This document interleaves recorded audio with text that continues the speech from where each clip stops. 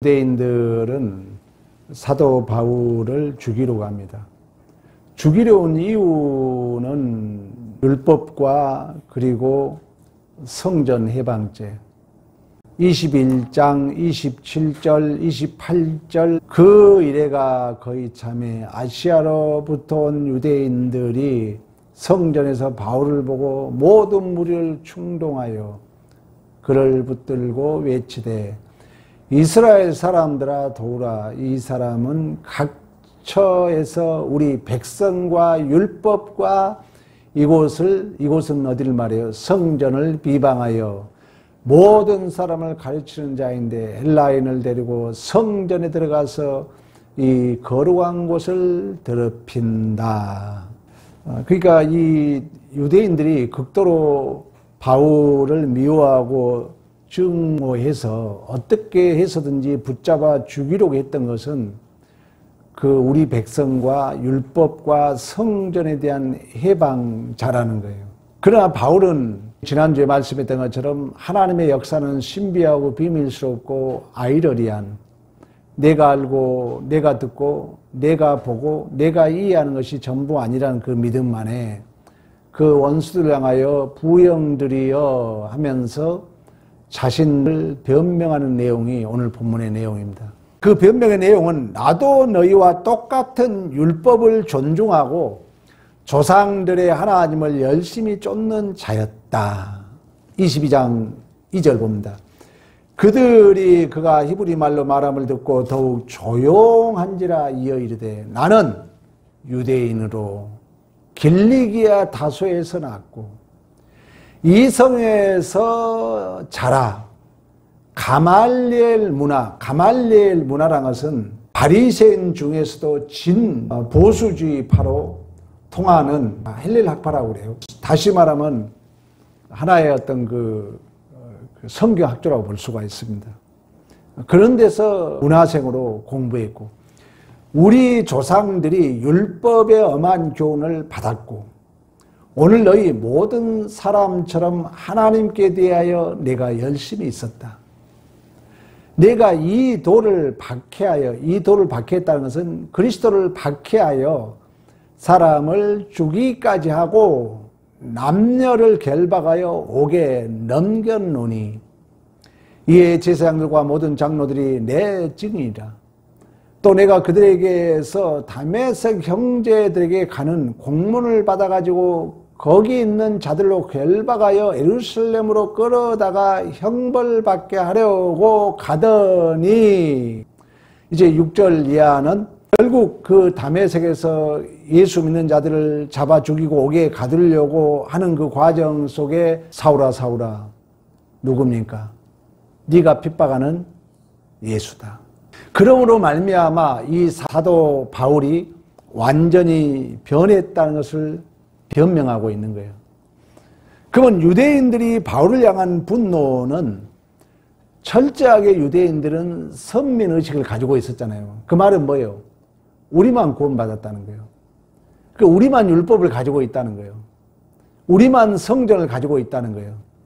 그러면은 예수 그리스도로 구원을 받았다면은 예수 그리스도는 인간의 조건과 인간의 자격이 없이 하나님의 근거가 되고 하나님의 이유가 되기 때문에 유대인들로서는 자기들의 자랑거리가 없어지잖아요. 그러니까 예수로 말미암아 모든 민족이 차별이 없이 구원을 받는 것에 대해서 유대인들은 좋아할까 싫어할까요? 싫어할 수밖에 없다는 거죠. 그러니까 이 유대인들은 율법, 성전, 할례, 전통 등을 가지고 자신들만 선민이라는 거예요. 자신들만 하나님으로부터 특별히 선택을 받았다는 거예요. 그러므로 말미암아 우월한 민족주의적 자부심이 대단히 강했습니다. 근데 사도 이 바울이 와서 야 나도 너희들과 똑같은 자들이었다. 그런데 우리 하나님이 나를 만나서 나로 말미암아 이방인에게로 보냈다 얘기를 하는 거예요. 그러니까 유대인들로서는 충격이죠. 바울이 그 에베소 사람 드로비오하고 바울이 같이 다닌 거예요. 그걸 보고 성전을 더럽혔다고 엄청나게 책망했던 것처럼 이 유대인들이 생각하는 이방인은 한마디로 개돼지로 취급했거든요.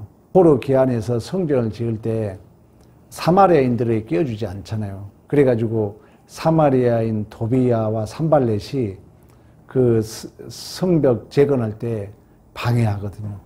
그런 것처럼 22장 17절 봅니다. 후에 내가 예루살렘으로 돌아와서 성전에서 기도할 때, 바울이 지금 변명하는 거예요. 그들은 바울을 이해 못하는 거예요. 왜? 같은 동족이었는데 무슨 이방인에게 갈 수 있느냐. 우리들만 구원받아야지 어떻게 이방인들이 구원받을 수 있냐. 이런 어떤 반론 속에 바울의 변명이에요. 내가 성전에 기도해서 비몽사몽간에 주께서 말씀하시되 속히 예루살렘으로 나가라. 저희는 내가 내게 대하여 하나님이 바울에 대하여 증거하는 말을 듣지 아니하리라. 저희는 누구겠어요? 그렇죠. 유대인들을 얘기하는 거예요. 유대인들. 19절 내가 말하기를 주여 내가 주 믿는 사람들을 가두고 또 각 해당에서 때리고 또 주의 증인 스데반 피를 흘린 적에 내가 곁에 서서 찬성하고 그 죽이는 사람들의 옷을 지키는 줄 저희가 아나이다. 바울이 하나님 앞에 그러는 거예요. 유대인들이 다 알아요. 나를. 내가 같은 편이었고 같이 스데반을 죽이고 그들도 나와 같은 유대인이었고 내가 하는 모든 그런 같은 편이었다는 것을 알고 있습니다. 그래요. 그랬더니 주님께서 다시 얘기해요. 21절 나더러 또 이르시되 떠나가라.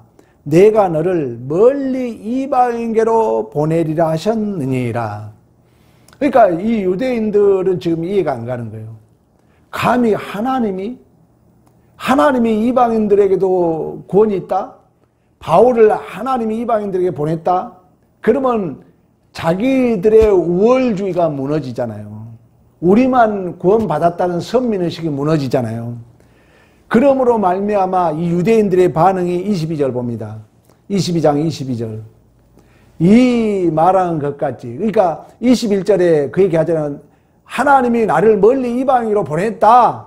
이 말을 듣는 유대인들이 듣다가 소리 질러. 오늘 본문으로 말하면 얼마나 화가 났는지 알잖아요. 소리 질러 이르되 이러한 자는 세상에서 없애버리자. 지금 엄청난 화를 낸 거예요. 살려둘 자가 아니다. 그러면서 막 떠들며 옷을 벗어 던지고, 여러분 기억나죠? 옛날 싸우면 사람 하나면 우통부터 벗었잖아요. 그런 분위기야. 지금 막 우통 벗고 티끌을 공중에 날리며.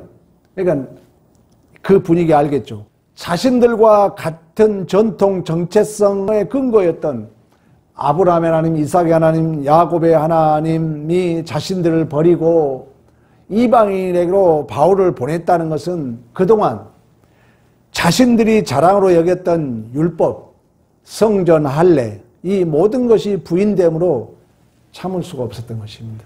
우리도 그런 게 있잖아요. 우리가 가지고 있는 어떤 그 자존심, 무의식 속에 저장되어 있는 여러분의 그 우상 숭배적 생각. 우리 교회 생활하면서 제일 기분 나쁜 게 뭡니까? 내 뜻이 안 맞으면, 내 뜻대로 안 되면 화내잖아요. 오늘 유대인들과 똑같은 넓은 의미에서 말하면 우리도 우상 숭배적 고정관념이 있잖아요. 내가 가지고 있는 신앙인으로서의 자존심 가지고 있잖아요. 그게 맞지 않으면 좋은 일 하자고 모였다가 시험 들고 화내고 그러잖아요. 오늘 똑같습니다. 유대인들을 통해서 우리에게 보여주는 거예요. 바울이 유대인에서 이방인 사도로 돌아선 것은 이해와 항복이 아니라 하나님께서 개입하신 줄로 믿습니다. 우리의 구원이 여러분 그러잖아요. 내가 하나님을 다 알고 내가 하나님이 이런 분이구나 하고 내가 하나님의 자녀가 된 게 아니잖아요. 여러분들이 어느 날 물론 누구의 전도를 위해서 또 어떤 계기가 돼서 교회에 오는 것 같지만 솔직히 그때 교회에 왔을 때 하나님에 대해서 여러분이 다 알았습니까? 몰랐잖아요. 오늘 지금 얘기하는 거예요. 그러니까 이 구원이라는 것은 내가 이해하고 항복할 만한 어떤 조건과 자격에 관한 문제가 아니라 예수 그리스도를 보내신 하나님 아버지의 열심과 능력과 은혜로 우리들의 각각의 영혼을 붙들어 매신 신비스럽고 비밀스럽고 아이러리한 기적의 결과인 줄로 믿습니다. 그러니까 지금 유대인들이 알아듣지 못한 건 너무나 당연한 거예요. 사실. 또 우리 역시 마찬가지입니다. 구원이라는 것이 내가 황씨 아들로 내가 결정해서 태어난 게 아니잖아요. 우리 강씨, 문씨, 김씨 여러분이 선택한 게 아니잖아요. 구원이 그렇다는 거예요. 내가 어느 날 보니까 황씨로 태어났더라는 거예요. 태어나자마자 아버지를 알아요, 몰라요? 모르잖아요. 엄마 아빠 모르잖아요. 성장하면서 우리가 알아가잖아요. 신비스럽다는 거예요. 비밀스럽다는 거예요. 그런 의미에서. 그러니까 즉 설명해서 되는 길이 아닌 길. 아직 못 알아들어 감당해야 하는 그런 오해. 그래서 우리가 신앙생활 한다는 것은 그런 오해와 적개심, 분노, 수모를 덫에 걸린 새처럼 그 과정을 눈물과 한숨을 통하여 한 가지씩 배우며 항복하며 긴긴 광야를 가는 것이 신앙생활이라는 거예요. 우리의 믿음이 다 알고 간 게 아니라는 거예요, 여러분. 내가 하나님은 이런 하나님이야. 또 이런 상황이 이런 게 아니라 다 알고 가지 않는다는 거예요. 그래서 우리가 때로는 막상 그 사건을 접하면 우리 해석이 안 되는 거예요. 그래서 갈등하고 싸우고 다투고 그걸 감당하는 게 신앙이라는 거예요. 한 번 다퉜다 해서 이제 안 볼 거야가 아니라 어떤 갈등이 있고 내가 이해되지 않는다 해서 그 현실을 도망치는 것이 아니라 그런 반복의 연속을 통하여 그 하나님의 하나님 되심이 내 안에 구체화 실체화되는 것이 신앙생활인 줄로 믿습니다. 그래서 예수를 믿는다는 것은 하나님을 아는 거잖아요. 믿음은 뭡니까? 안다는 거잖아요. 신뢰라는 건 뭐예요? 안다는 거잖아요. 그러니까 처음부터 내가 다 알 수 없고 볼 수 없고 들을 수 없고 내가 이해할 수 없는 그 길을 가는 거예요. 하나님께서 유대인들에게 율법을 주는 목적은 왜? 가장 큰 문제가 오늘 그런 어떤 율법, 성전 이런 오해였잖아요. 하나님이 율법을 준 목적은 율법을 지키면 복 받는 게 아니잖아요. 왜냐하면 우리는 율법을 우리 스스로 지킬 수가 있어 없어요? 없잖아요. 율법을 준 이유는 우리 십계명 서론에 나와요. 지키라고도 줬지만 너는 지킬 수 없다는 것을 자각하도록. 자, 율법은 지켜서 구원받는 게 아니에요. 율법은 엄밀히 말하면 구원을 받았기 때문에 줍니까? 구원을 받기 위해서 준 겁니까? 이제 헷갈려 보네요. 그렇지. 받았기 때문에 준 거예요. 근데 유대인들은 이걸 율법을 지켰기 때문에 저희들 구원을 받은 걸로 착각한 거예요. 그래서 이제 율법은 물론 받았기 때문에 구원을 받았기 때문에 줬거든요, 하나님이. 근데 이 율법은 구원을 받았기 때문에 줬지만 여전히 우리는 스스로 율법을 지킬 수 없잖아요.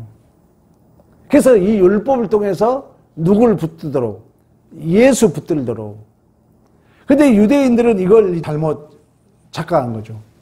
하나님은 율법을 준 이유는 율법을 지킴으로 구원받았다는 의미가 아니라 죄인의 자리에서 이 세상 무엇과 비교할 수 없는 예수 닮은 자, 하나님의 거룩한 자녀로 만들겠다는 하나님의 열심이자 하나님의 의지의 표현인 줄로 믿습니다. 그러나 유대인들은 이 율법을 가진 것으로 자신들은 구원의 자격을 완전히 갖춘 자로 우월주의에 빠졌다는 거예요. 그들은 율법은 지키라고 줬지만 지킬 수 없다. 몽학선생이다. 초등학문이다 그랬잖아요. 왜 그러냐면 구원을 받아서 이 구원이 하나님의 은혜입니까? 내 노력의 결과입니까? 은혜의 결과잖아요. 그러니까 우리는 구원받았지만 은혜의 결과이기 때문에 우리가 스스로 법을 지킬 수 없는 거예요. 여전히. 이제 예수가 와서 우리 안에 그 원죄적 문제를 해결하고 성령이 내 안에 내주하셔서 그 율법을 피하는 것이 아니라 율법이 구체화되도록 내 안에 이제 하나님이 역사에 가는 것이지, 그 구원이 완전주의로 내가 율법을 완전히 이룰 수 있는 모든 자격과 또 내가 완전하게 하나님의 자녀로 율법을 지킬 만한 실력이 있어서 율법을 준 것이 아니라는 거예요. 근데 유대인들은 그렇게 생각한 거예요. 완전주의로 생각한 거예요. 그러니까 앞으로 더 이상 하나님이 일할 필요가 있는 거예요, 없는 거예요? 없는 거예요. 그러나 구원이 하나님의 은혜로 받았기 때문에 여전히 우리는 율법을 지킬 수 없는 거예요. 그래서 신적 확적으로 성령이 내 안에 계시고, 그래서 예수께서 이 땅에 오셨고, 근데 유대인들은 이걸 자기들은 지킬 수 있다고 착각하고 우월주의에 빠졌기 때문에 못 지키는데 지킬 수 있다고 자기들은 선언했기 때문에 이제 지킨 척 해야 되는 거예요. 그래서 외식주의가 나오는 거예요. 여기서 형식주의가 나오는 것입니다. 즉 이제 이 유대인들은 자신들도 지키지 못할 것을 법으로 딱 규정을 해놓은 거야. 쉽게 말하면 울타리를 딱 쳐놓은 거야.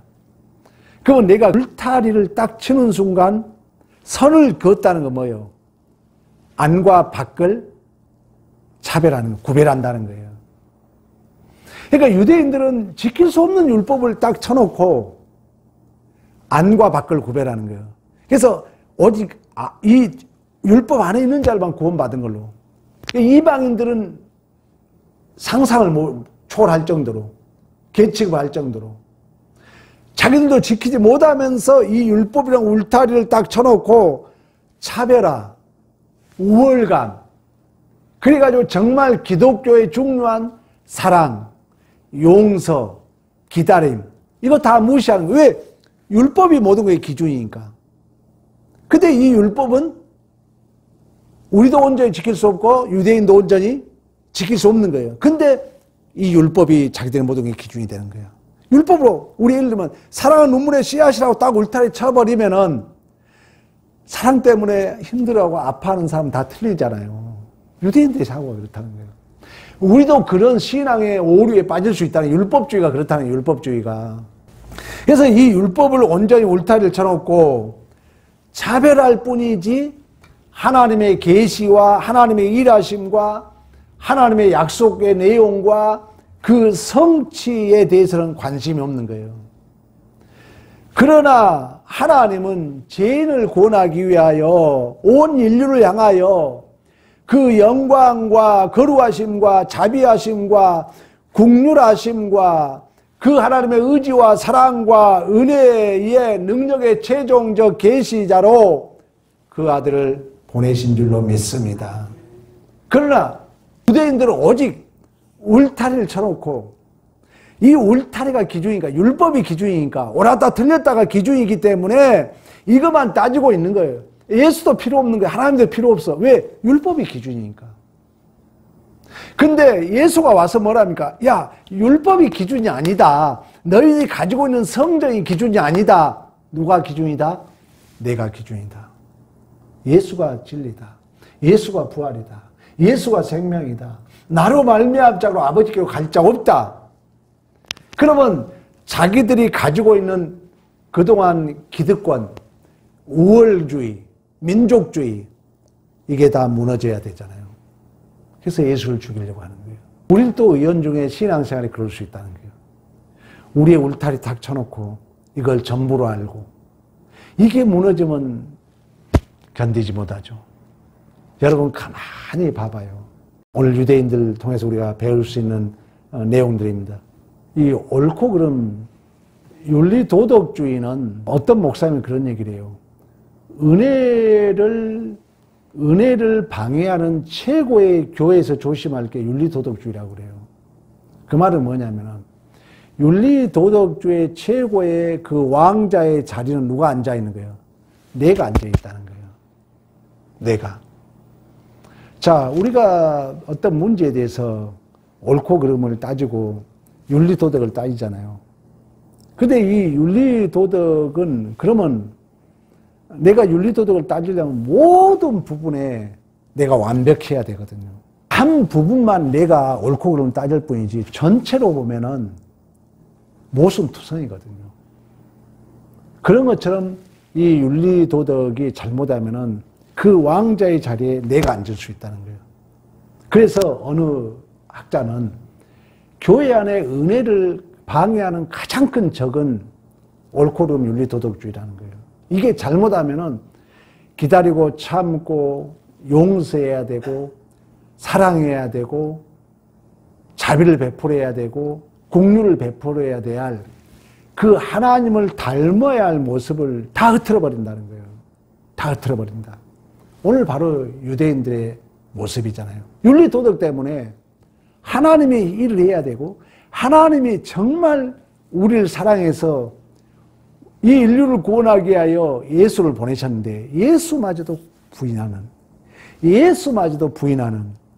예수마저도 거부하는 이런 오류에 빠질 수 있음을 오늘 본문 우리에게 말씀해주고 있다는 것입니다. 여러분, 하나님이 예수님을 보내신 것은 다 알아듣고 다 이해하고 결정하고 항복하고 회개하기 위함이 아니라 그 이상으로 우리의 전 존재를 반드시 구원하겠다는 그 사랑과 은혜와 능력으로 그 하나님은 우리 안에 뚫고 들어온 거예요. 이게 복음이에요. 복음은 내가 다 이해해서 받아들인 게 아니라는 거예요.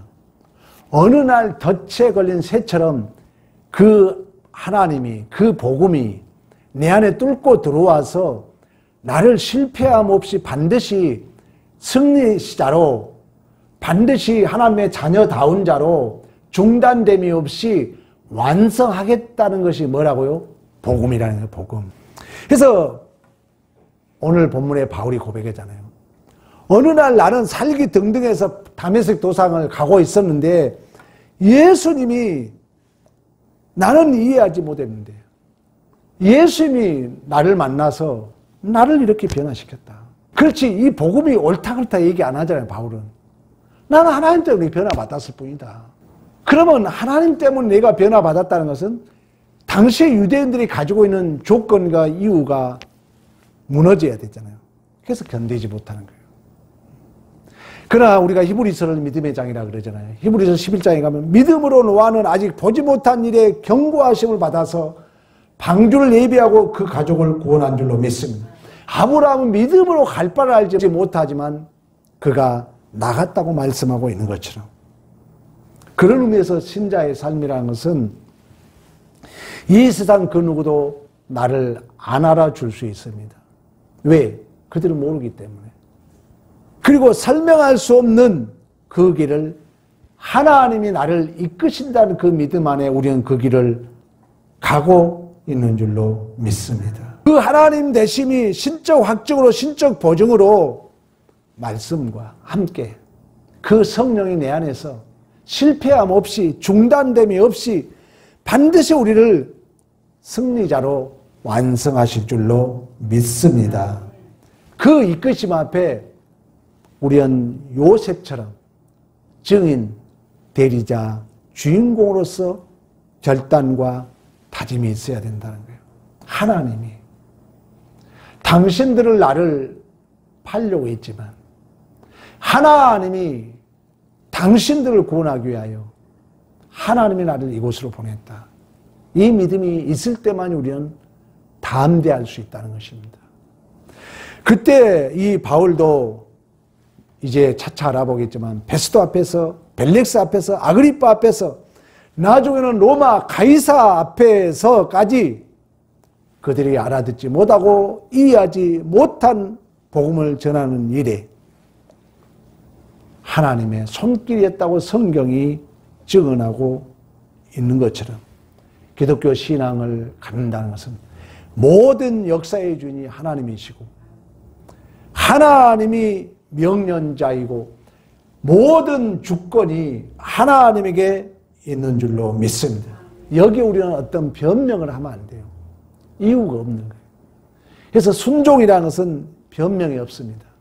왜? 하나님의 주권자라면, 하나님의 생사복의 주권자라면 어떤 변명, 이유가 필요 없는 것입니다. 우리가 예수를 믿는다는 것은 이처럼 하나님의 명령을 제일 우선순위에 갖다 놓고 하나님이 싫어하는 일을 하지 않고 하나님이 기뻐하는 일은 내가 손해가 보더라도 목숨을 걸고 지키는 것이 신앙 생활인 줄로 믿습니다. 우리 주님이 끝까지 내 뜻대로 마옵시고 아버지 뜻대로 하옵소서라고 기도했던 것처럼 예수 이야기 많이 해주세요. 예수가 우리의 삶의 기준이 되어야 됩니다. 그러지 그 어떤 우리의 가지고 있는 어떤 이유, 어떤 조건, 어떤 상식도 그것이 기준이 되면 결국 우리는 사람을 구별하게 된다는 거예요. 울타리를 쳐놓게 된다는 거예요.